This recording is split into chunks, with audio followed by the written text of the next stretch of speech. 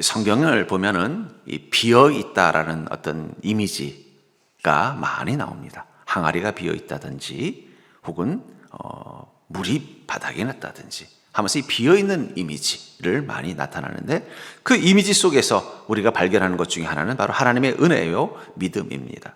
이 사르밧 여인, 여러분 잘 아실 거예요. 이스라엘 땅에 3년간의 기근으로 인해서 먹을 곡식이 다 떨어져서 엄청난 경제적인 위기가 왔을 때 이 사르밧 여인은 절망할 수밖에 없었어요. 왜냐하면 그녀는 남편을 잃고 어린 아이와 힘겹게 이 가뭄과 싸우고 있었기 때문입니다. 그리고 마지막으로 자신의 집에 한 줌 먹을 것, 밀가루 정도 남은 그 항아리마저 비어버렸을 때 그녀는 절망할 수밖에 없었습니다.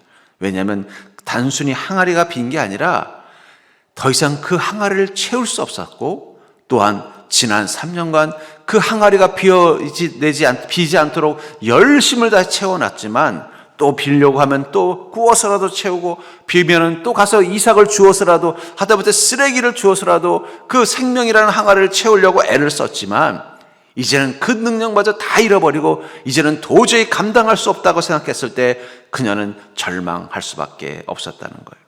저는 그게 어쩌면 지금 이 세상의 사람들의 마음이 아닌가 싶어요.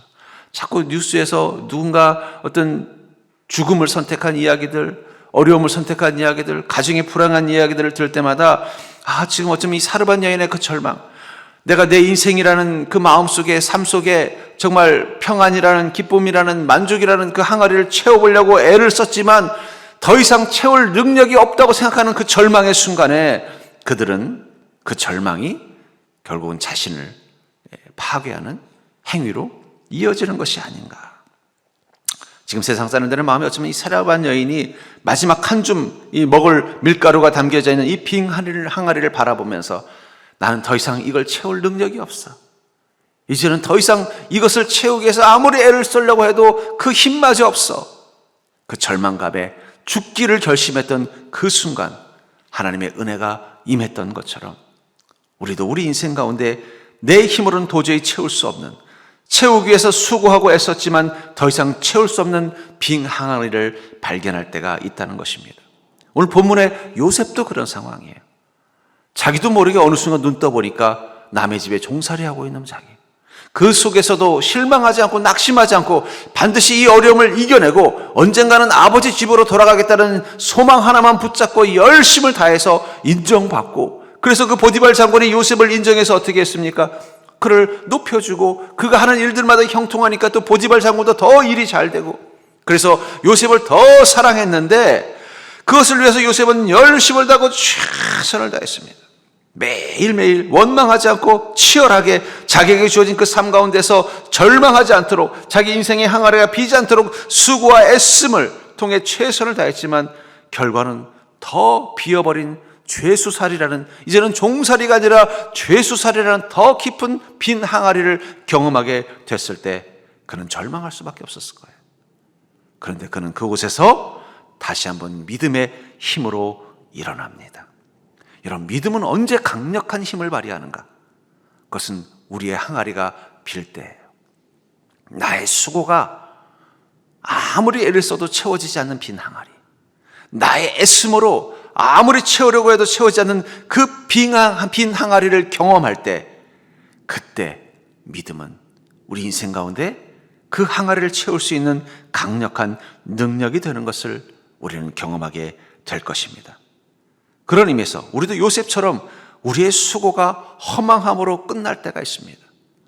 아무리 그 가뭄을 이겨내려고 애를 썼지만 사르밧 여인의 그 항아리 속에는 오늘 한 끼 밥 먹으면 더 이상 채울 수 없는 빈 항아리, 아무리 수고하고 애를 썼지만 이제는 종살이가 아니라 죄수살이라는 더 실망과 실패의 자리로 갔던 요셉의 그 빈 항아리, 우리의 수고가 허망으로 남을 때가 있다는 거예요. 그렇다면 우리의 지난 수고가 허망하게 무너졌을 때 우리의 믿음은 그것을 어떻게 이기게 하는 능력이 될까요? 전 그것을 통해서 혹시라도 여러분들 중에 이 사르밧 여인이나 요셉처럼 자기 인생에 더 비어있는 항아리를, 그 절망과 실망감을 경험하고 있을 때 그 믿음의 능력이 여러분들 그 속에서 다시 한번 세워주는 은혜가 될 수 있기를 주의 이름으로 축복합니다. 먼저 우리가 기억해야 되는 것은 우리의 수고는 비워져도 믿음은 쌓여간다는 것입니다. 아무리 우리의 수고로 채우려고 애를 썼던 그 항아리가 우리의 수고로는 채워지지 않고 오히려 그 수고마저도 허망해지는 빈 항아리를 경험하게 할지라도 우리의 믿음은 쌓여간다는 사실을 기억하시기 바랍니다. 본문 19절에 보니까 그의 주인이 자기 아내가 자기에게 이르기를 당신의 종이 내게 이같이 행하였다 하는 말을 듣고 심히 노한지라. 보디발 장군이 어느 날 요셉에게 모든 집안의 살림을 맡기고는 왕의 아마 중한 임무를 가지고 어디 멀리 갔다 온 것 같습니다. 아마 왕을 호위하고 갔다 왔을 수도 있고 전쟁을 치르고 왔을 수도 있겠습니다.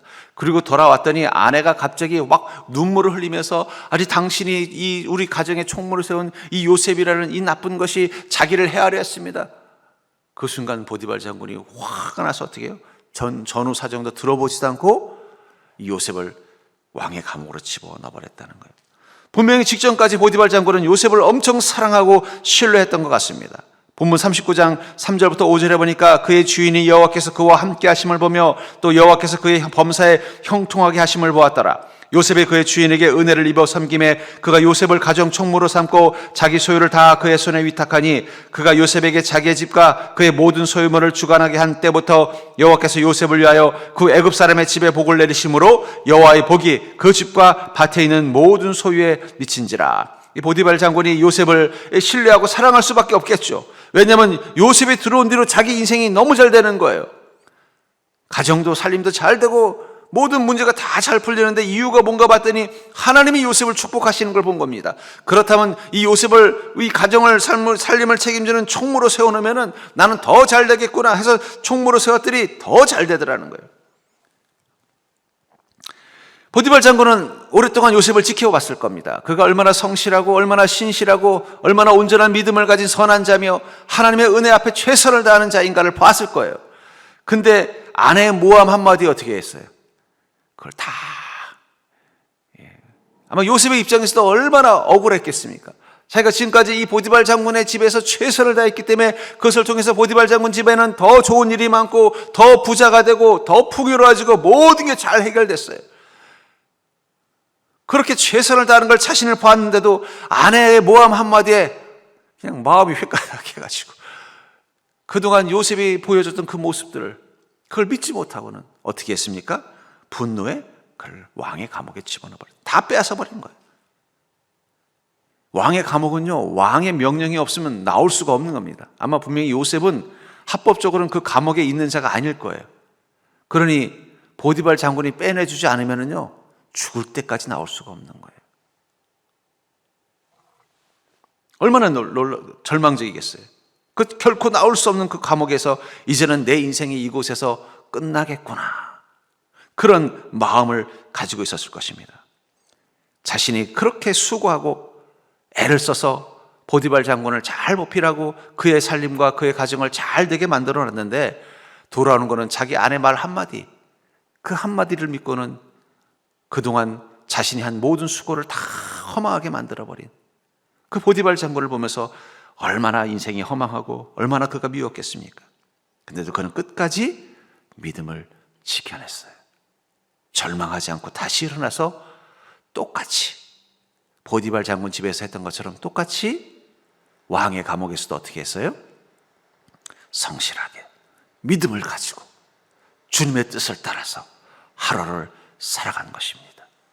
그러자 그곳에서도 하나님이 그를 높여주셨다는 거예요. 여러분, 우리가 애쓰고 수고한 것이 마치 이 요셉의 억울함처럼 순식간에 한 가지 삐끗한 일로, 한 가지 문제로 인해, 한 가지 오해로 인해, 한 가지 실수로 인해 다 날아갈 때가 있다는 것입니다. 그땐 우리가 정말 기도하면서 애쓰고 살아왔는데 왜 하나님 나에게 이런 결과밖에 주지 않습니까? 허망함을 느낄 때가 있다는 거예요.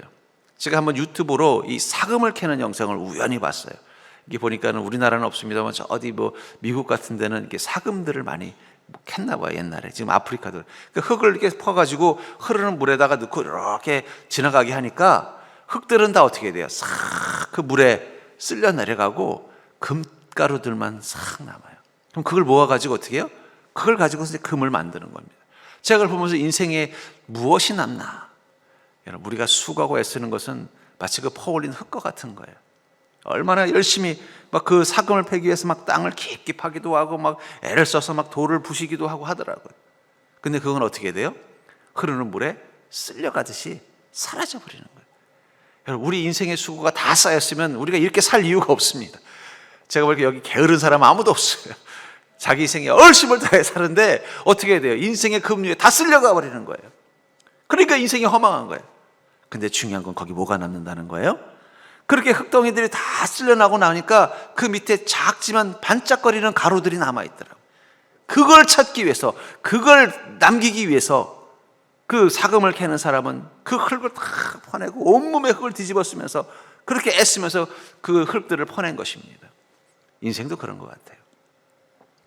우리의 수고는 인생의 급류에 흘러가기도 하고 씻겨가기도 하고, 우리가 한번 조금만 실수하거나 조금만 뭔가 긴장을 풀거나 아니면 우리가 감당할 수 없는 큰 문제 앞에서 다 쓸려가지만 끝까지 남아서 우리 안에 반짝거리는 게 있습니다.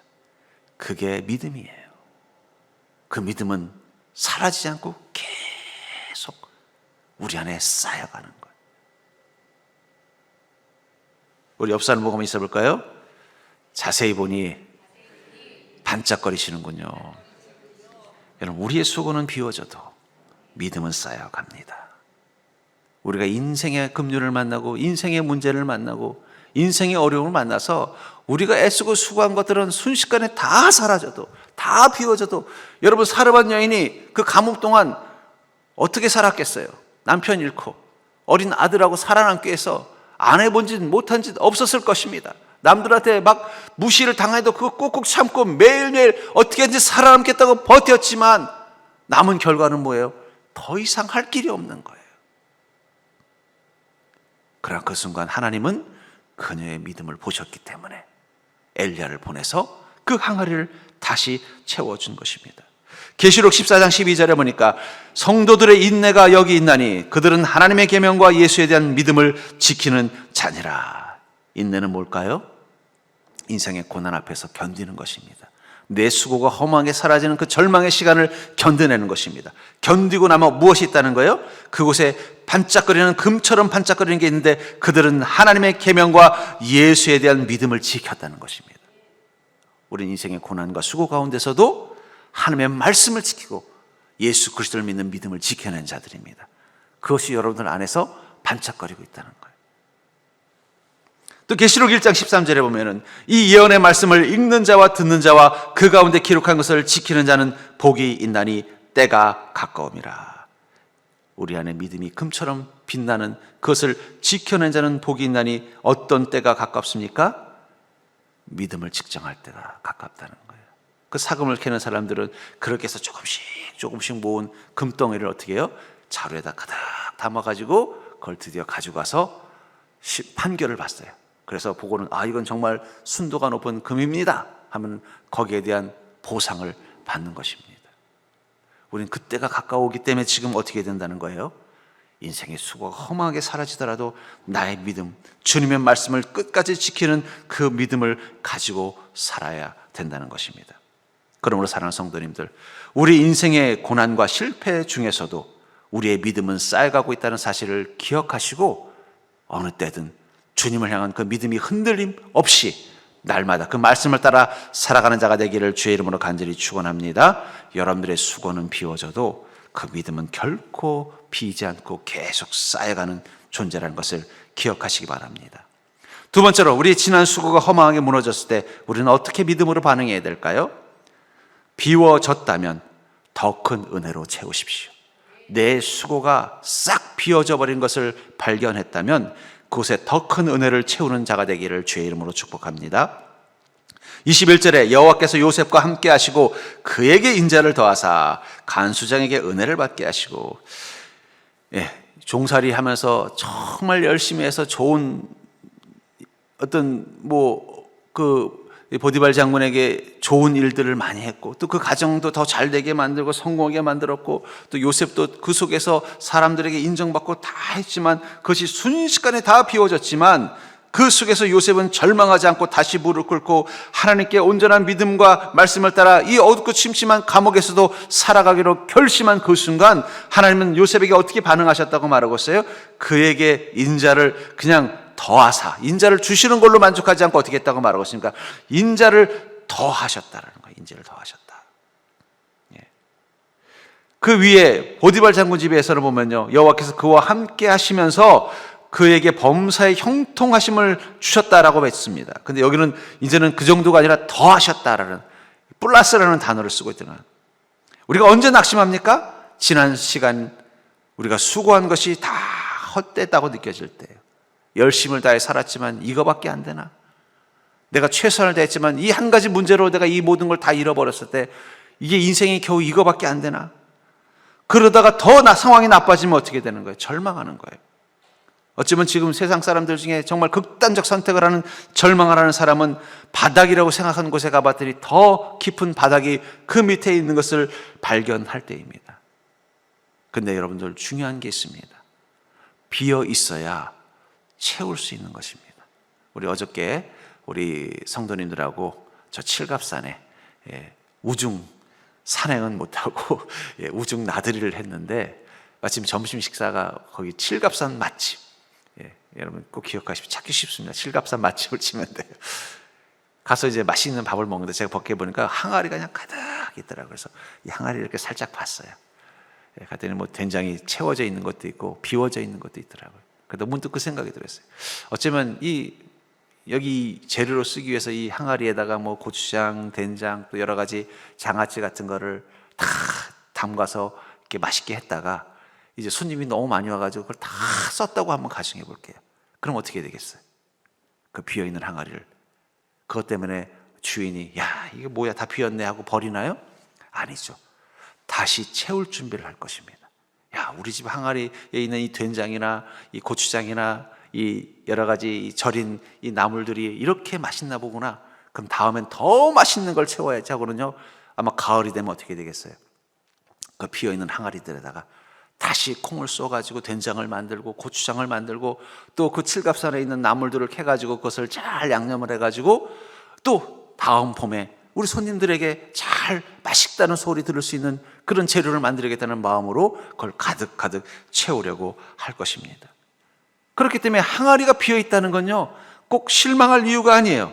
왜냐하면 비어있다는 건 곧 채울 준비를 하고 있다는 뜻이기 때문이에요. 그러니까 여러분들께 또 종갓집 같은 데 가면요, 항아리가 뒤집어져 있는 게 있을 겁니다. 그 얘기는 뭐예요? 가을을 기다리고 있는 거예요. 지금은 비어져 있지만 가을이 돼서 콩을 다 걷어들이고 여러 가지 어떤 야채들을 나물들을 걷어들이면은 다시 그걸 채울 준비를 하고 있는 것입니다. 우리는 우리 인생에 비어있는 시간을 경험합니다. 그러나 그것을 실패라고 생각하지 마세요. 비어있다는 건 우리의 수고가 필요한데 쓰임받은 것입니다.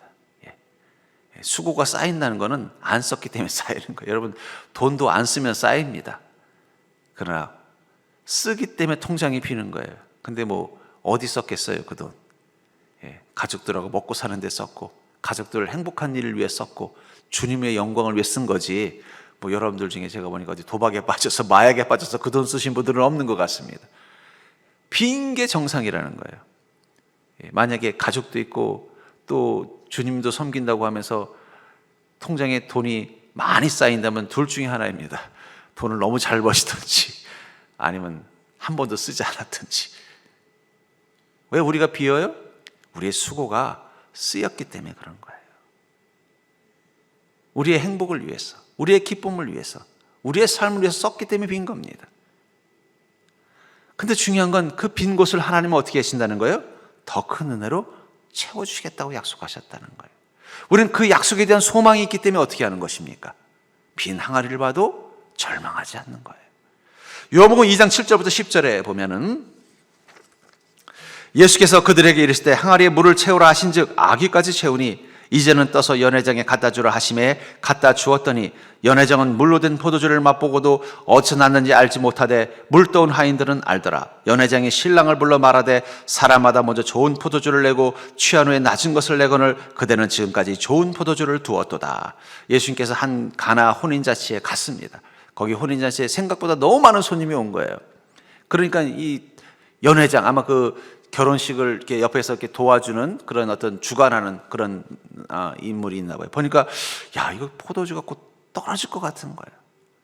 그래서 이 하인들에게 포도주 좀 더 가져와 그랬더니 하인들도 지금 난감한 거예요. 왜냐하면 벌써 포도주가 비어서 포도주 항아리들이 다 비어 있는 것입니다. 그때 누군가가 이 예수님의 어머니 마리아에게 이거 포도주가 비는데 이거 어떡합니까? 라고 묻지 않았다면 어떻게 됐을까요? 만약에 그 사람이 생각해 보니까 마침 옆집에도 얼마 전에 포도주를 담근 것 같은데 그거라도 좀 빌려 써야 되겠다 해서 하인들을 우르르 끌고 가서 옆집에 이제 담근 지 얼마 안 된 포도주를 얻어왔다면 어떻게 됐을까요? 아마 그날 연회장에서 포도주가 왜 이렇게 맛이 이래? 이거 보니까 아직 익지도 않았네? 이거 포도주 떨어졌나 보네? 야, 여러분, 포도주 떨어졌단다. 이제 집에 가자. 하고는 연회가 끝났을 거예요. 근데 마침 누구에게 이 포도주 항아리가 비어가고 있다는 것을 고백했습니까? 예수님의 어머니에게. 그때 이제 마리아는 또 누구에게 말씀하셨어요? 예수님에게. 예수님 어떡합니까? 아직 결혼식은 끝나기도 멀었는데 포도주가 다 비었다고 하는데 이거 어떡합니까? 예수님께서 뭐라고 말씀하세요? 이거 내 때가 아닌데 이걸 제가 해야 되나요? 그런데도 마리아는 어떻게 했어요? 하인들 불러서 저기 예수님이 시키는 대로 하세요 하고 가버리는 거예요. 예수님, 마리아는 믿은 것입니다. 우리의 항아리가 비는데 그곳에 예수님이 계시다면 예수님 반드시 채워주실 거라는 걸 믿은 것입니다. 그때 주님은 어떻게 말씀하셨어요? 항아리에 물을 채우라 하신즉 아귀까지 채우라, 가득 채우라. 거기에 하인들은 순종합니다. 그리고요, 그 채워진 물을 어디다가 해요? 이 포도주를 필요로 하는 연회장에 갖다 주더라는 거예요. 항아리가 빈 순간 그것을 예수님께 가져오는 거예요. 저는 그게 믿음입니다. 여러분, 항아리가 비었다고 실망하지 말고 때가 됐다. 어떤 때요? 물이 포도주가 될 때가 된 거예요. 우린 늘 항아리가 필까 봐 눈을 못 떼요. 그러면 어떻게 해요? 빌 것 같으면 옆집에서 못 먹는 물이라도 아니면 별로 맛대가리도 없는 그 신포도주라도 채우려고 애를 쓰는 거예요. 그러다 보니까 주님이 옆에 있다가 그럼 난 언제 채워주나? 그냥 가버리시는 거예요. 항아리가 빈다는 거 이거 절망할 상황이 아닙니다. 어떤 상황이에요? 때가 됐다. 주님께 가져갈 때가 된 거예요. 성경에 보십시오. 언제 하나님께서 반 남은 항아리에 뭐 채워주시는 거 본 적 있습니까? 하나님은 바닥 나야 채워주시더라고요. 이 사르밧 여인이 3년 동안 고생할 때 그때 와서 미리미리 알아서 채워주셨으면 사르밧 여인이 죽을 결심을 했겠습니까? 바닥 날 때쯤 되니까 그때 엘리야를 보내주셨잖아요. 왜 하나님 그러시는지 그건 여러분들 하나님께 직접 가서 물어보십시오. 그래, 분명히 성경은 하나님이 그렇게 하신다고 말하고 있다는 거예요. 항아리가 비어야, 그 빈 항아리를 가지고 하나님께 와야 하나님 뭐라고 말씀하신다는 거예요? 아구까지 채우라. 거기 채우는 건 물이 아닙니다. 하나님의 은혜를 채우는 것입니다. 때가 아니어도, 예수님 뭐라고 말씀하셨어요? 때가 아님을 모르십니까? 때가 아니어도 우리가 그 빈 항아리 가져오면 하나님 채워주신다는 거예요. 하나님은 우리에게 그 은혜를 채워줄 마음의 준비가 되어 있지 않아도 우리가 그 빈 항아리를 가져가서 하나님, 이거는 주님의 은혜가 채워지지 않으면 결코 채워줄 수 없습니다라고 고백하면 하나님이 그 큰 은혜로 채워준다는 거예요. 저는 그게 믿음이라고 생각합니다. 비어있는 항아리 앞에서 내 인생의 그 빈 항아리를 가지고 주님께 나아가는 게 믿음입니다. 그게 채워지지 않을까 봐, 그게 비일까 봐 노심초사하면서 사는 게 믿음이 아니라는 거예요. 시편 81편 10절에 보니까 나는 너를 애굽 땅에서 인도하여 낸 여호와 내 하나님이니 내 입을 크게 열라 내가 채우리라. 뭐라고 말씀하고 있어요? 너의 입을 크게 열어라 내가 채우리라. 입을 크게 열라는 거예요. 어디서 채워주시는 거예요? 애굽 땅에서 인도해낸 하나님. 여러분, 애굽 땅에서 이스라엘 민족을 인도내신 하나님은 그 이스라엘 민족의 입을 어디서 채우셨어요? 광야에서 채우셨다는 거예요. 아무것도 없는 빈 항아리와 같은 광야에서 하나님은 만나와 메추라기와 반석의 물과 불기둥과 구름 기둥으로 그들을 채우셨다는 거예요. 네가 그것을 믿는다면, 말씀을 통해서 그 진리를 깨달았다면 네가 지금 필요한 것은 나를 향하여 입을 크게 열라는 거예요. 여러분, 불평은요 세상을 향해 입을 여는 것입니다. 감사는 하나님을 향하여 입을 여는 거예요. 하나님 감사합니다. 한번 감사를 한번 입으로 한번 해보세요. 감사. 입이 크게 벌어지는 단어잖아요. 감사. 감사하면서 하나님, 제 항아리가 비었습니다. 내 수고가 오늘 또 보니까 다 비어버렸네요. 그래도 하나님, 제가 주님 앞에 이 빈 항아리 들고 올 수 있도록 제게 기회를 주셔서 감사합니다. 그러면요, 입을 크게 열라. 내가 채우리라. 비었어? 그럼 채워주신다는 거예요. 그러므로 사는 성도님들, 인생의 광야 너무 두려워하고 낙심하지 마세요. 하나님은 광야 전체를 하나님의 은혜로 채우실 수 있는 분입니다. 여러분들의 인생의 광야는 큰 광야도 아니에요. 그 광야 속에서 하나님은 더욱더 큰 은혜를 채워줄 것입니다. 그러므로 지금 우리에게 필요한 것은 무엇입니까? 내 인생의 항아리, 수고가 허망하게 무너진 빈 항아리 같을 때 우린 더 입을 크든 더 큰 믿음 가지고 주님 밖에 나가는 거예요. 그리고 더 가득 채우실 주님의 은혜를 소망하며 사는 것입니다. 그러면 하나님은 반드시 여러분들의 항아리를 주님의 은혜로 채워주실 줄 믿습니다. 무엇보다도 우리 인생이 후회 없이 완전하다는 것은 내 인생에 하나님만 가득한 것입니다. 내가 돌아보니 내 인생에 하나님만 가득하다고 고백한다면 우린 그 순간 완벽하고 완전한 인생을 산 것입니다. 23절을 보시면 여호와께서 요셉과 함께 하시고, 또 21절에도 여호와께서 요셉과 함께 하심이라. 무슨 얘기입니까? 요셉의 이 어려움 속에 있으니까 하나님이 어떻게 하셨다고 말하고 있어요? 요셉과 함께 하셨다. 근데 그걸 한 번도 아니라 두 번이나 반복했다는 건 뭐를 의미하는 거예요? 하나님이 요셉이 걱정이 돼서 겉을 떠나지를 못하시는 거예요. 생각해보세요. 요셉이 얼마나 절망이 됐겠어요. 얼마나 배신. 여러분, 사람들이 일이 실패로 끝나는 것도 낙심되지만, 내가 정말 믿고 그 사람의 도움을 주고 그 사람을 기쁘게 해줬는데 그 사람에게 배신당하면요, 그건 더 큰 절망이에요. 요셉은 지금 이중으로 절망하는 거예요. 어떻게든지 이 보디발 장군 집에서 인정받아서 자유인이 돼서 아버지 집으로 돌아가는 날을 소망하면서 열심을 다했는데 이제는 감옥에 들어왔으니 이제 나가지도 못하는 거예요. 절망이에요. 또 그것을 위해서, 그 보디발 장군을 위해서 최선을 다하고 그 사람을 정말 만족스럽게 해주기 위해서 열심을 다했는데 오히려 돌아온 건 뭐예요? 자기를 의심하고는 미워하고 그냥 감옥에 그냥 보냈겠습니까? 죽도록 때려가지고는 넌 다시는 햇빛 볼 생각하지 마라. 어디서 배은 망덕하면서 이제 감옥에 집어넣었을 거라는 거예요. 얼마나 큰 배신감을 느꼈어요. 그런 요셉의 그 힘들고 절망한 마음을 주님이 아시고 어떻게 한 것입니까? 옆을 떠나지 못하는 거예요. 우리 여러분들이 건강할 때는 가족들이 대면하지만 아파서 누워보십시오. 그러면 걱정돼서 어떻게 해요? 수시로 와서 서 있잖아요. 그게 가족의 사랑이잖아요. 하나님도 마찬가지라는 거예요. 우리가 우리 인생의 수고가 허망해지고 내가 애쓴 것들이 실패로 끝나고 내 항아리가 빈 것처럼 느껴져서 절망을 느낄 때 하나님은 우리 곁을 떠나지 않는다는 거예요. 세상은, 인생은 공수래 공수거라고 말합니다. 저는 목사로서 이 장례를 치를 때마다 늘 그런 걸 느껴요. 인생은 공수래 공수거구나. 갈 때 아무것도 못 가져가요.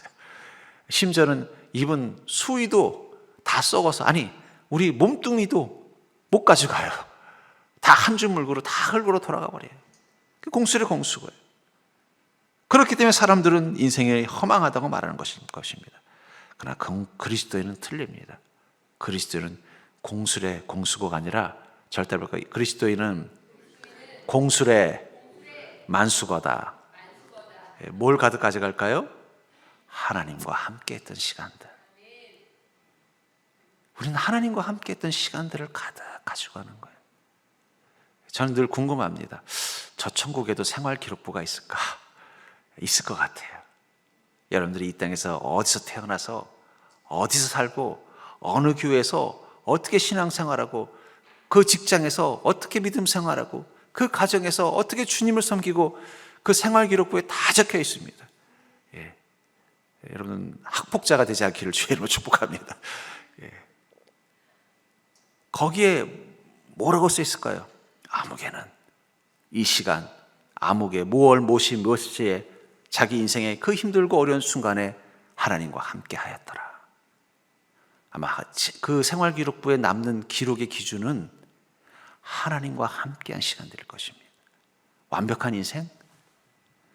남들이 말하는 높은 명예를 가지고 또 엄청난 부를 축적하고 세상 사람들에게 존경과 숭배를 받고 또 가족들과 행복하고 신나는 시간들, 이런 것도 우리 인생이 어떻게 보면 중요한 부분일 수 있겠지만, 그렇죠, 천국에 남는 거는 하나님과 함께 했던 시간이에요.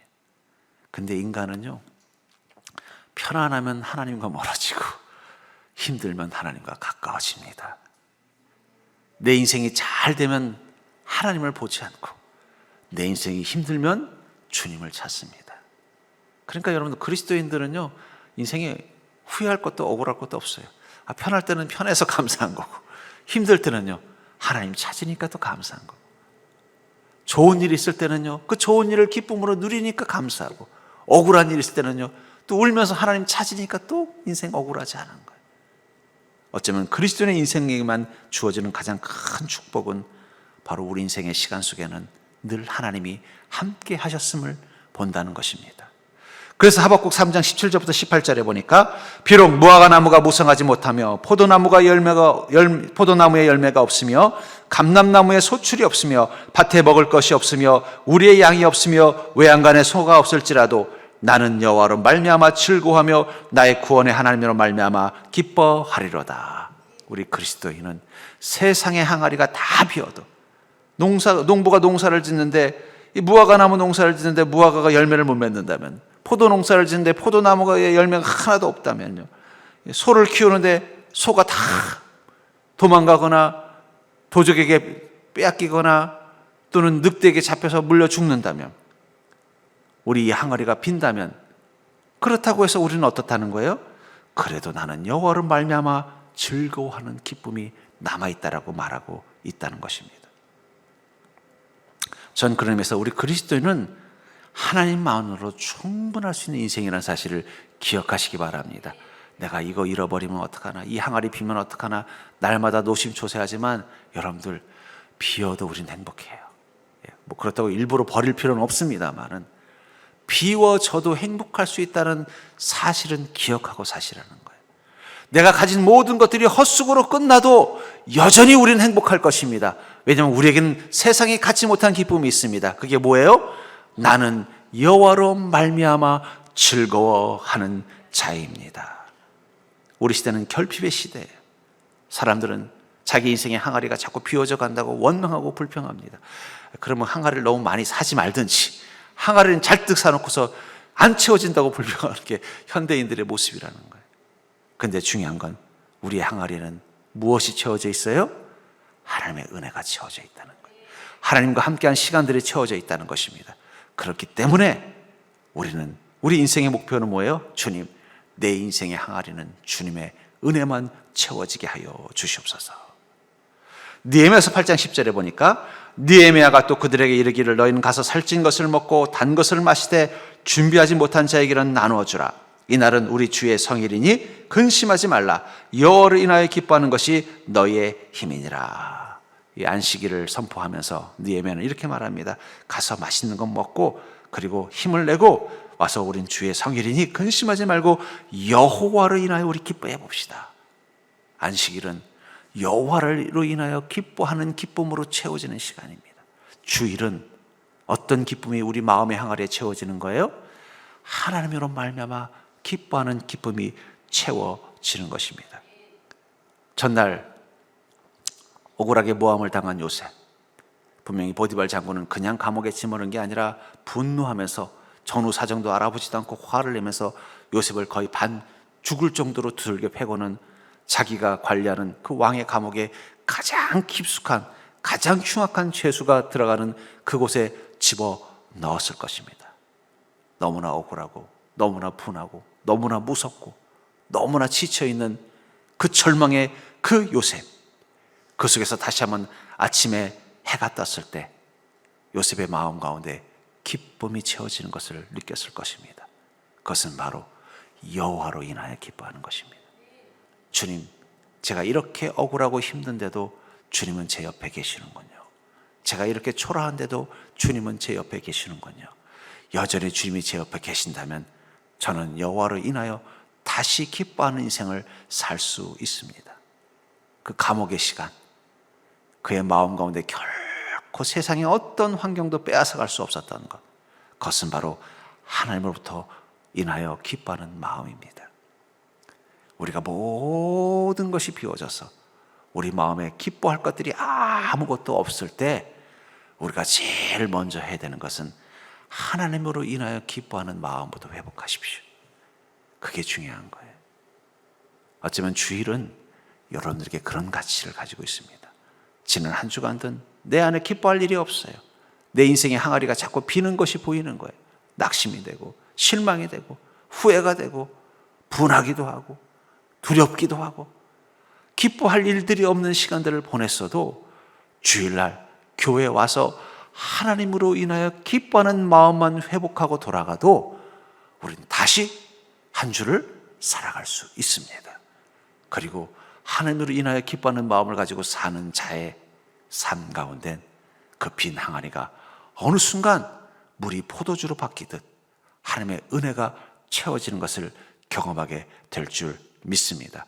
그러므로 여러분들 먼저 하나님으로 인하여 기뻐하는 마음부터 회복하십시오. 그게 가장 중요한 거예요. 교회 와서 다른 거 신경 쓸 필요 없습니다. 교회 와서 무조건 주일은 하나님으로 인하여 기뻐하는 마음 회복하는 시간이에요. 그것만은 잃어버리지 않고 사는 것입니다. 전 여러분들이 그 믿음 가지고 복된 삶을 사는 자가 되기를 주의 이름으로 간절히 축원합니다.